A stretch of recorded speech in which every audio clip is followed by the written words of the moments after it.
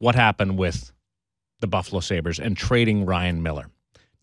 First off, did they get enough for Ryan Miller, who found out last night that, it's not bad when you play for a team that can score a few goals, beating Phoenix 4-2. Especially when they were losing 4-2 and scored 4 in the third.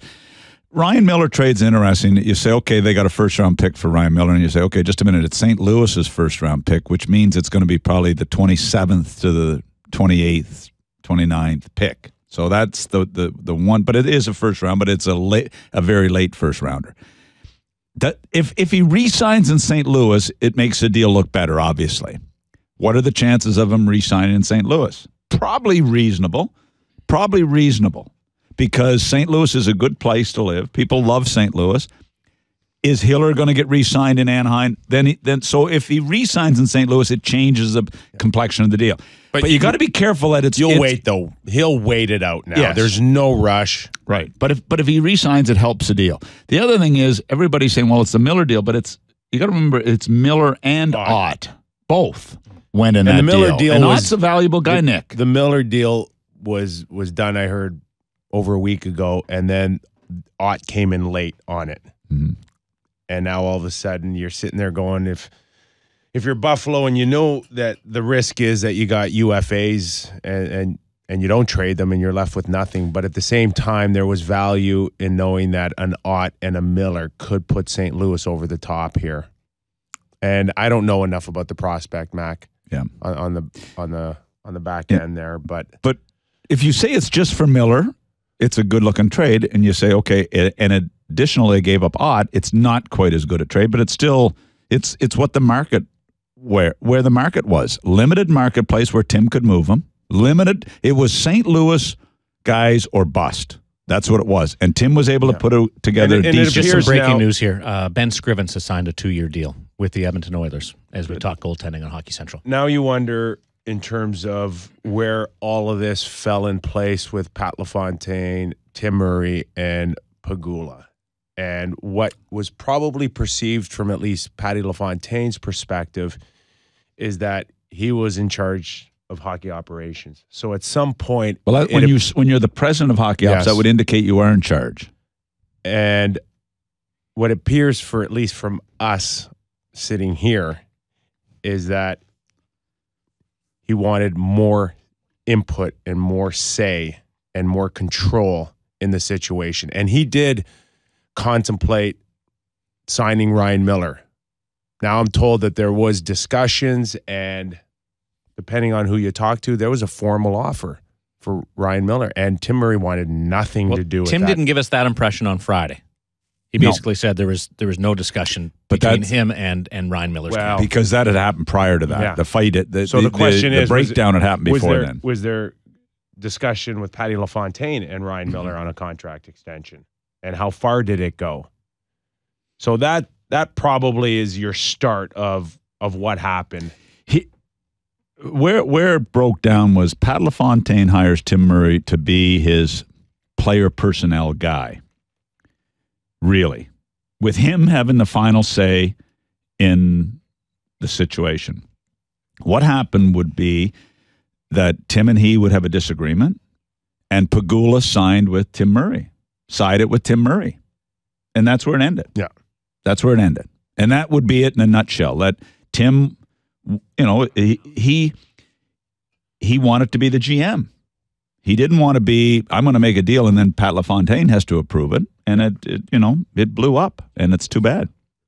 And Pat LaFontaine. It's hard to believe that after 109 days on the job, and you hire a GM, and after 1 month, you have a major breakup. It doesn't seem to. Well, and it's pretty clear from our side that Tim Murray wants to bottom this thing out. And I don't know if Pat LaFontaine wanted to go in terms of that far, in terms of a retool or a rebuild, however you want to phrase it. He might have wanted to retool. When you talk about signing Ryan Miller, you're not talking about completely blowing it up. No. And Tim Murray wants assets. And they've got a ton, Mac. They've got a ton. They've got draft picks coming out of their ears in the next couple of years. And Tim wants to continue to stock. So that means if he can move a guy like Ehrhoff next, He's going to do And you know everything what? he can. And I don't disagree. Except here's what you got to be careful of. Tearing down is easy. Tearing down is easy. Finding players to come and play. I think it's great you have all the draft picks, but they're 2 to 5 years away from playing unless you get a Connor McDavid or something, and then it's all worth it. Do you not think it's odd though that it's Pat LaFontaine who resigns and not Terry Murray in the sense of Tim Murray, because one guy's the boss? Yeah, it's but bizarre. This is the second time Pat LaFontaine's done this. New York Islanders, he walked away in the dispute over Neil Smith. Matt could probably speak of this better than anyone, but you have to be in those types of positions. You have to have some political savvy, but you got to be able to play. LaFontaine had the owner's ear. No, well, I don't know if it was a big decision. I don't know if it's completely cut out for Pat. Pat is the nicest guy you'll ever meet, and there's no games played with him. It is what it is. I don't think he has the stomach to be in that position on a day-to-day basis. Because, Mac, you could speak to this. You got to look over your shoulder. You got to see who's coming, who's going, who's being nice to you, who's stabbing you in the back. I mean, but Pat, to me, has no time for that. But this is unusual. Right? Nor should anybody. But we do know that happens, Mac. It does happen, but it doesn't happen after a month. That's what's weird to me. When Pat LaFontaine hired Tim Murray, he hired him. So how can two guys that one guy hires the other guy, and after 30 days you've got a major breakup? Like, would you not think that you're hiring a guy that you're going to be comfortable working with and being involved with on working on a daily basis? And when you go through the interview process, do you not get a feel that you're on the right page? Are you kidding me? Was this not ever in the interview process? Was not the number one conversation in the interview process Ryan Miller? Let's get some insight from... how does this blow up in a month? It's bizarre to me. Mike Shope, co-host of WGR's 550's Shope and the Bulldog. Mike, where do you see the breakdown between LaFontaine, Terry Pegula, and Tim Murray? Hi, guys. I think Doug just asked the question that I'm asking. I wrote that in a column yesterday. How is that not your first question? What's confounding to me is that, as far as I'm concerned, the Miller question has been the biggest question this franchise has had to ask itself for maybe a year or more so to me than who the coach is.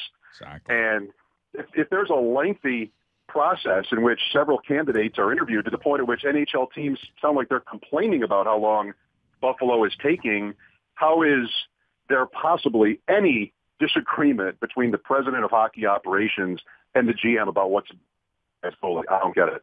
It's mind-boggling to me, and I didn't see your story yesterday. Sorry, but I just I can't believe that it wouldn't have been with every GM. We're going into this together. This is our plan of attack. This is the plan with Nolan. This is the plan with Miller. This is the plan with their top guys, and this is what we're going to do to rebuild this franchise. And to break up in 3 weeks or whatever it's been is bizarre. Is it possible to you guys that LaFontaine might have thought, and I've admired him just as a fan for a long, long time, as a kid who grew up a Sabres fan, is it possible to you that he assumed he would get the final say, no matter who he hired or what exactly the particulars were, that maybe he didn't respect that well enough? I don't know. Like, I can't figure out how it would play out this way. Plus, there's some... But he should have the final say. He's the boss. He should have the final say. I know, but here's what happens. He doesn't own the team. No. And the promises that were probably made at the time for Pat LaFontaine got turned on him a little bit. And I don't think you look any further than Terry Pegula. What do you mean? What do you mean by that? What I'm saying is, how does Pat take the job without not knowing for sure that he has final say, that he is in control? And apparently he wasn't. And the only guy that can change the dynamics of that is Terry Pegula. Yeah, I don't disagree with that exactly.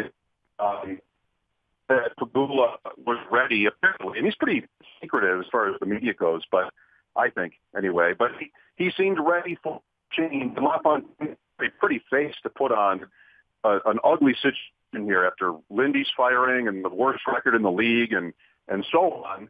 I think he only sounded perfect to Pegula, and that's how the fans took it. But whether Pegula's direction or it just happened to play out this way, I'm not sure yet.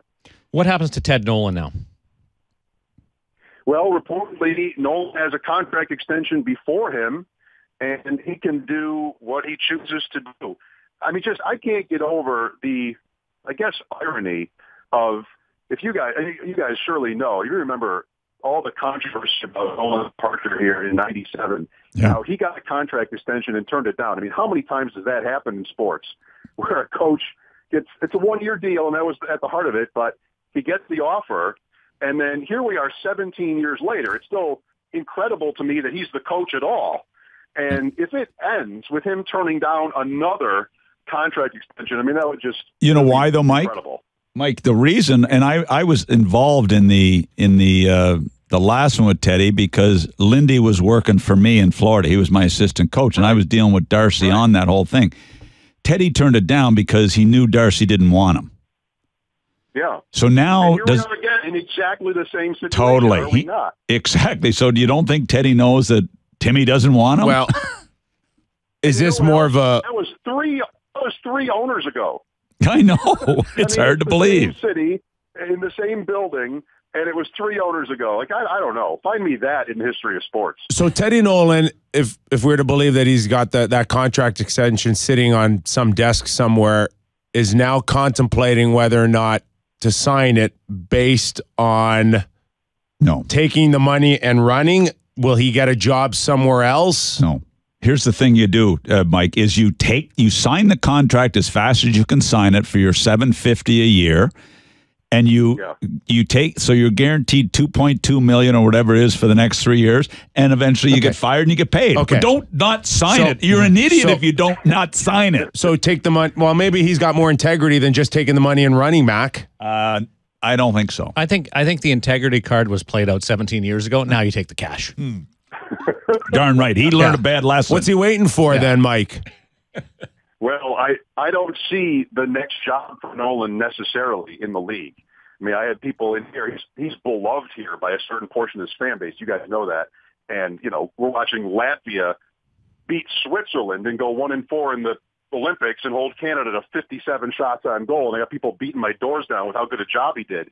So now it's a matter of, well, he's at least going to be in the league for a while. And here we are, 3 weeks later, 2? And who knows what the future is. So most of the time I've spent in the last 48 hours on this, I've spent laughing.